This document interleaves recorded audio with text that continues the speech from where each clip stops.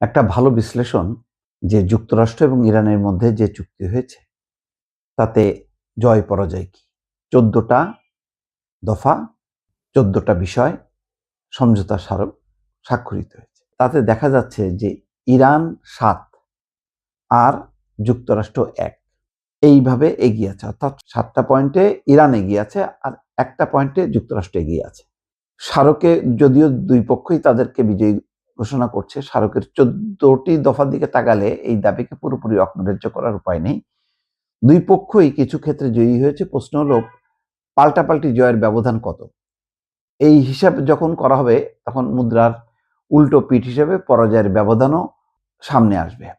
যাই হোক, এখন 14টি দফার মধ্যে বলা হচ্ছে 2 নম্বর, 4, 5, 6, 7, 11 এবং 14 নম্বরে এগিয়ে আছে। একটা পয়েন্টে শুধু এগিয়ে আছে যুক্তরাষ্ট্র, সেটা হলো যে 8 নম্বর দফায়, যেখানে বলা হচ্ছে ইরান পারমাণবিক অস্ত্র সংগ্রহ বা কেনার পথ থেকে দূরে থাকার বিষয়ে সম্মত হয়েছে। ইরান পারমাণবিক অস্ত্র তারা সংগ্রহ করবে না এবং কিনবেও না।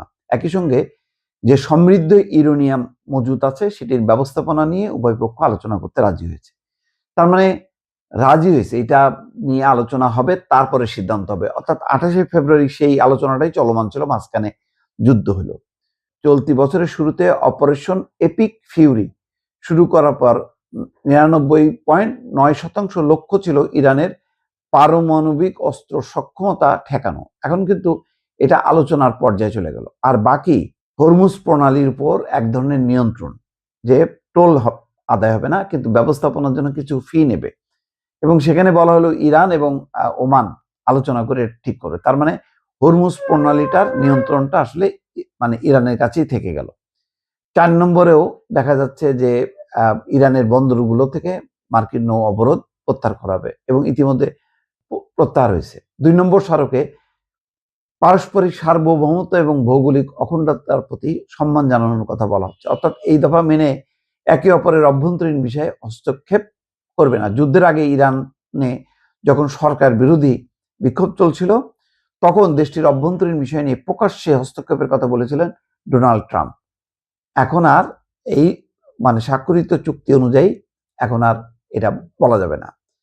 আন্দোলনকারীদের সহায়তা দিতে চেয়েছিলেন, ইসলামিক শাসন ব্যবস্থা বদলের লক্ষ্য ছিল তার। এখন এটা নিয়ে আর কথা বলা যাবে না। 4 নম্বর দফায় ওই অবরোধ প্রত্যাহার করা। 5ম দফায় হরমুজ প্রণালীর কথা বলা হচ্ছে। সবচেয়ে বড় কথা হলো 6ষ্ঠ দফায় আছে ইরান পুনর্গঠন এবং অর্থনৈতিক উন্নয়নের জন্য $300 বিলিয়ন পরিকল্পনা, যেটি তৈরি করবে যুক্তরাষ্ট্র এবং আঞ্চলিক অংশীদাররা।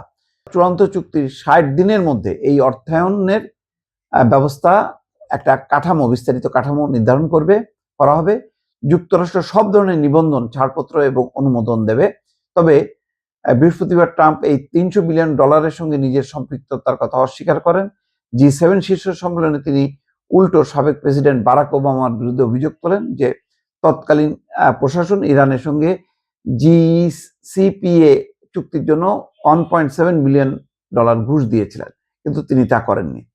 তবে খোদ মার্কিন গণমাধ্যম MS নাও ট্রাম্পের এমন দাবি প্রত্যাখ্যান করেছে। যাই হোক, ইরান পুনর্গঠনের জন্য $300 বিলিয়ন পুনর্গঠন করবে মধ্যপ্রাচ্যের দেশগুলো এবং যুক্তরাষ্ট্র মিলে এটা তৈরি করবে।